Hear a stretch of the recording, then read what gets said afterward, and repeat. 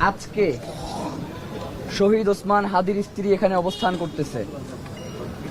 কাউকে একটা টোকা দেয়া হইলে জীবন জাহান্নাম হয়ে যাবে, এটা বলে দিলাম। কারো উপরে আঘাত আসলে জীবন জাহান্নাম হয়ে যাবে, এটা আপনাদেরকে বলে দিলাম। কেউ এই ধরনের দুঃসাহস দেখাবেন না। এই দুঃসাহস একজন দেখাইছিল, দিল্লিতে যে চলে গেছে। এই দুঃসাহস যদি আজকে দেখাইতে চান, আগামী কালকে ঢাকা শহরে কমপক্ষে 50 লাখ মানুষ জমায়েত হয়ে যাবে। সামাল দিতে পারবেন না।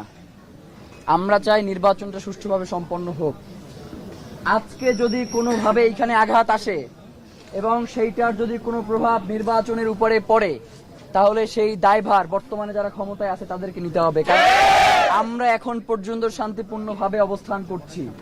আমাদের জায়গা থেকে আমরা এখন পর্যন্ত একটা উস্কানিমূলক কথা একবারের জন্য বলি নাই।